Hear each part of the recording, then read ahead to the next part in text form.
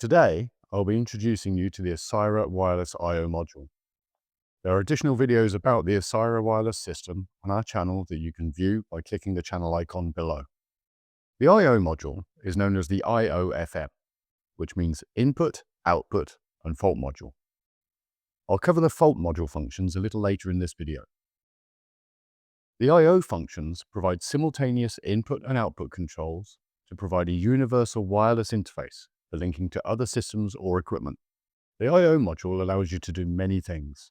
One of the features with the I/O module is that it's widely adaptable.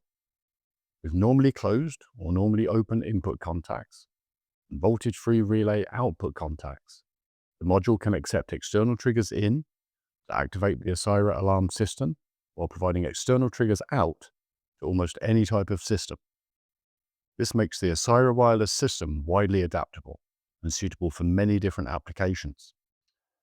Coming on to the fault reporting function, this provides a fail-safe signal that can be used on critical systems where any fault condition needs to be automatically reported.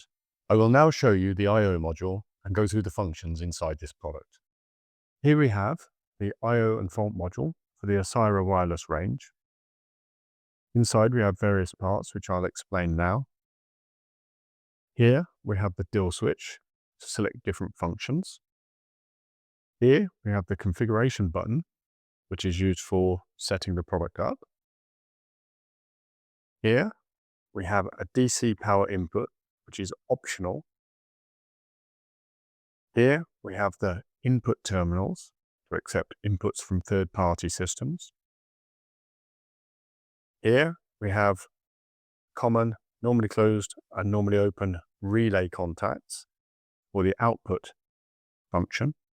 And these can be connected to other third-party systems to activate other things. And here we have the position for the AA battery. So we also have some LEDs to show which functions are particularly operating at any one time. The fault LEDs are represented on the front panel. When the lid of the unit is fitted, these LEDs can be seen when the unit is installed.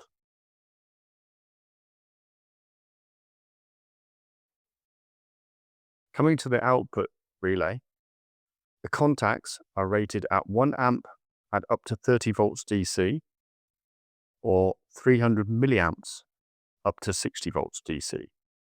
They are not mains rated. Coming back to the switches, the functionality of each switch will be explained now. The first switch is used to select whether it's going to be an alarm I/O module or a fault input and fault module. In either setting, the input function still operates. But in the fault setting, the output relay switches only when there is a fault condition on the system. It does not switch when there's an input signal or an alarm on the system. Switch 2 operates in two different ways depending on the position of switch 1. If switch 1 has selected this device as an I/O module, then switch 2 will simply determine whether this I/O module is activating on channel 1 for the alarm tone or channel 2 for the secondary alert tone. When the first switch is in the fault position and it's operating as an input and fault module, the input function automatically defaults to the alarm channel 1. And then the second switch determines whether the output relay is set into a normally non-energized state or a normally energized state. In the normally energized state, it operates in a fail-safe mode. So if a power supply is lost or if the battery went dead all of a sudden, then the fault relay would activate. In the power-safe mode, so it's powered up all the time, a DC power supply is required between 6 and 30 volts DC on these power terminals to avoid the battery being drained in a very short period of time. In the default mode, with this relay non-energized and only switching when there is a fault on the system, there is no need for a DC power supply connection.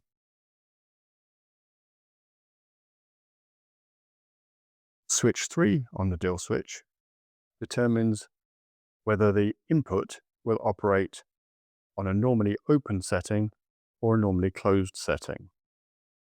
So again, for safety, if you operate on a normally closed setting, if someone then cuts the wires to the input, it would automatically activate.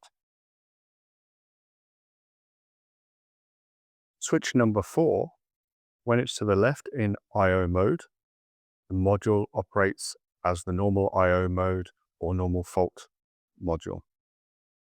If the switch number 4 is moved to the right and put into repeater mode, it means that it can be linked to other IO modules without latching each other up.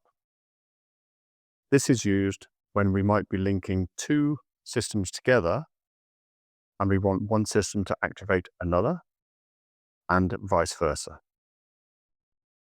That's all for the key features and deeper insight into what the IO module can do. You can find out more about our products by checking out our website from the link in the description.